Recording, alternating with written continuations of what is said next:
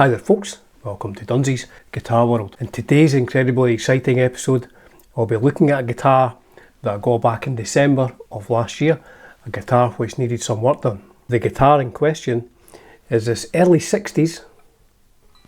It looks like a Gibson Melody Maker, but it is in fact an Epiphone Olympic, which is essentially the same guitar, but we'll get onto that. So this guitar was sold to me as a 1964 Olympic Special. The Olympic Double had 2 pickups, Olympic Special had 1 pickup. Changed body shapes, I think late 64 and going into 1965. The Epiphone Olympic changed the body shape.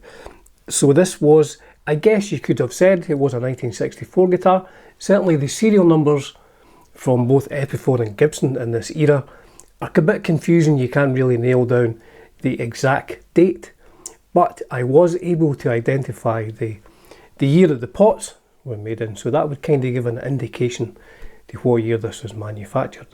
But before we get on to that, I have changed the pickup. Sorry, my mate Mike, my good friend Mike, has changed the pickup from the stock pickup which came when I got it, which did sound good, I have to say. You know, I'm not knocking the single coils that come in these Melody Makers and Olympics. This is an Olympic obviously.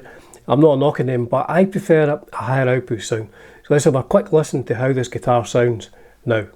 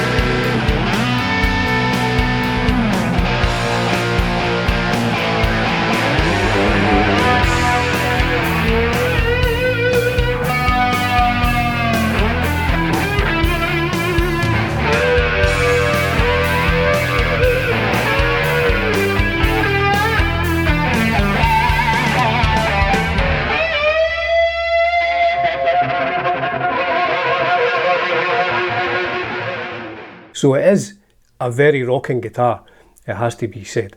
So Mike had to do a fair bit of work to this to get it up and running, and I had to buy this tailpiece. I'll get onto the details of that in a minute. So what Mike had to do was, let's look at what the main issue was when I got this. The pick guard was smashed in where the input jack is. So that is cracked and broken. So we need to work out what we're going to do here. The jack socket's crushed in there.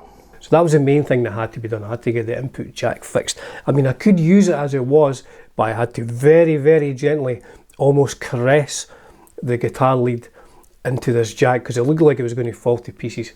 And the other thing I wanted done was I wanted to upgrade the pickup to something a bit more powerful. It's a Seymour Duncan that's in it now. But the one thing I said to Mike was I don't want to do anything that I can't undo. I don't want to route it out for a humbucker. I have a couple of other guitars from the early 60s Melody Makers which do have full-size humbuckers in, but I did not want to do it to this guitar. So let's look at the work that Mike did to get this guitar up and running and playing great. First thing I need to do is get the strings off this guitar. Mike changed the strings and everything and set it up for me, but I need to see what's underneath the pickguard, so let's get the strings off and get the scratch plate off. Let's see what's under the hood.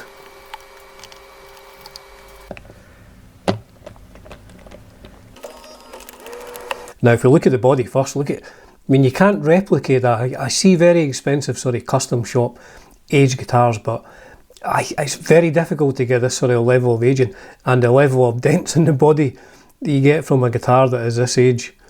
Get a lacquer checking on that. There's been in a few different climates, I think. A few nicks and dings around the edges as well. You see the pickup, we'll investigate that closer in a minute. So there's the pick guard. Let's look underneath. So there's what Mike's done. There's a bit of aluminum or something like that underneath it, giving some sort of strength to the pick guard. He had to straighten the pick guard out, he had to heat it up, straighten it out, and then cut that bit underneath and then put it all together.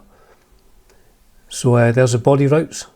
I think that was me. I think I dropped a bit of solder in there, because what happened was the wire, the earth wire, that snapped off and I had to reconnect it. So there's the piece of material that Mike's used. I'm not entirely sure what it is, but it certainly adds strength to a very broken and very busted pickguard. Now what Mike has done, he's just drilled a couple of tiny holes into the pickup cavity. He's not actually routed the pickup cavity out. He's just drilled a couple of holes and put a couple of self-tapping screws in there, so you can still adjust the height of the pickup, but there's no modifications to the body other than a couple of holes. Now he did say to me, do you mind if I drill a couple of holes? But it was fine. Now we had to put that bit in there as well, because the pickguard, the screw that went in there was actually, it wasn't connecting. So there's the original bridge. Now I will explain further, but I got this replacement bridge, a made in Germany bridge, which has to be said is very well manufactured. Comes with its own adjustable Allen key, or Allen wrench, is that what we say in the States. So this does make a difference to intonation, but I will go on to that in the next part of the video. So this just mounts on the same tail studs, just goes on like that, as easy as that. Now there's a fairly hefty chunk of nickel, I believe it's made of nickel. So there it is, the pickguard's all fixed, and with that bit of aluminum or aluminium or whatever it is, the type of metal that's underneath it, it almost shines red. The tortoise shell kind of looks red under a light. It looks really good, and I'm pleased with that. I'm pleased, and I don't think this is about to ever break again. It's all very well fixed.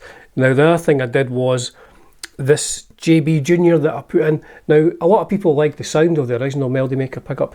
In fact, let's listen to the difference in sound between this early 60s Gibson Melody Maker, which has exactly the same pickup in the bridge as this Olympic would have had when they left the factory. Let's hear the difference in sounds.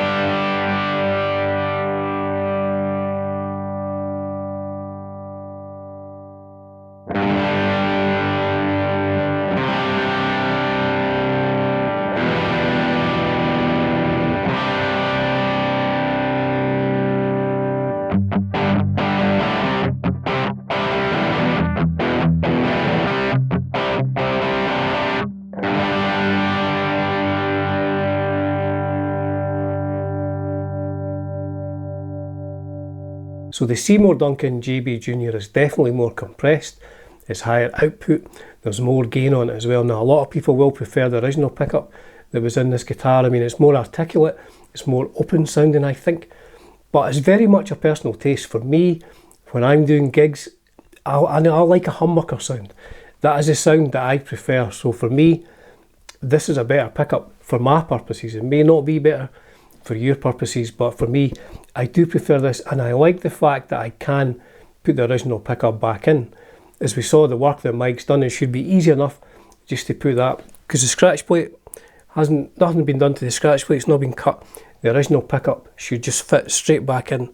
In fact, I might make a video at some point in the future where I'm A-Bing this Seymour Duncan JB Junior against the original Epiphone Olympic pickup, which I guess is a Gibson Melody Maker pickup. So the other thing I did was I changed the wraparound tailpiece. Now, as somebody pointed out in my previous video, if you look at the original tailpiece from this era of Melody Makers or Olympics, these guitars were made at a point when no one, or virtually no one, used a plain G-string. So they had a wound G-string. I'm not being rude here about G-string, but they had a wound G-string. So these original sort of lightning bar or stop bar tailpieces, wraparound tailpieces, don't they? These tailpieces do not intonate particularly well when you're using like a plain G-string. Plain G-string. When you're using a plain G-string, these do not intonate particularly well if you're using light gauge strings. So I did actually buy this bridge, and it is an ABM 3024N wraparound bridge, adjustable, made in Germany, made from nickel. Now these are reasonably pricey. These are, I think, new £150 post delivery from Germany. But crazily enough, I just went onto eBay because I thought I need to change the bridges, and because the intonation was pretty poor when I got it. I went onto eBay and somebody was selling one. Somebody in the UK was selling a used one. Said, "Oh, I've had it on my guitar, but I've sold the guitar," and so I got this for £100, and it does make all the difference. I mean, it is intonated correctly. Whether I'm playing in tune is another matter, but the guitar is physically intonated correctly. So I kept all the original parts as well. As I said, I may swap them. I may do a video at some point in the future to try and, to A/B them, see which people prefer. Like I say, people will prefer the open, more sort of articulated sound of the original pickup. Some people will prefer the more high gain, higher output, compressed Seymour Duncan JB Jr. Now, when I bought this, and I said earlier, it was sold to me as a 1964 guitar, but I did a bit of investigation. Now, if we look at, say, the original wiring harness, now if we look at the original pot code, it's 134613. Now, these pots were probably in better shape when they left the factory, has to be said. It's a 250k pot because it's a single coil pickup that these guitars shipped with. Now, 134 is the manufacturer's code for pots made by Central Lab. Now, you tell the date that the pot was made in. The next two numbers will be the year, so this is 1961, and 37 is the week. So it was made on the 37th week of 1961, which was between September the 11th and September the 17th, 1961. So that doesn't mean the guitar was made then, but that's the earliest the guitar could have been made. I mean, chances are it was made a few months after that. So I'm going to say this is a late 61, early 62 guitar, which is just a guess on my part, but I mean, maybe give it 6 months. So we're looking at, I think, maybe 62. It could be 64, I guess, but would you leave pots lying about in a factory for 2.5 years? I don't know, maybe you would. So I'm going to put my money on this being a 1962 guitar. Now, I have read on the internet, and don't believe everything you read on the internet. Don't believe an old guy in a hat and a smart jacket on the internet. But what I did read, the difference between Epiphone and Gibson at that point in time, because Gibson, I believe, bought Epiphone in 1957 or something like that, that Gibson would send out their Gibson guitars, like the Melody Makers, they would send them out to their main sort of shops. Big shops who bought in a lot of Gibson guitars would get Gibson guitars when the new ranges came out. They would go to the bigger shops who were selling a lot of Gibson product. Now, if a shop wanted to get a Gibson contract to sell their guitars, they initially would get a run of Epiphone guitars. Now, I'm not saying there's any difference in these guitars, but my understanding was that if you wanted to get a Gibson dealership, you had to prove that you could sell guitars first, and they would send Epiphones out to the shop, I guess on the basis that if you can sell a lot of Epiphones, then you can probably sell a lot of Gibsons. So that is my understanding of the difference in these guitars in terms of which guitars went to which shops and who was selling them back at that point in time. So there you go. A video on my 1962, I'm going for 1962, but it could be anywhere between 62 and 64. But my early 1960s Epiphone Olympic, which I got for a good price, it has to be said, because it did need a bit of work done. Huge thank you to my good friend Mike for fixing the pick guard and for coming up with a way to install this Seymour Duncan pickup without doing too much damage to the guitar. Just a couple of tiny little screw holes in there.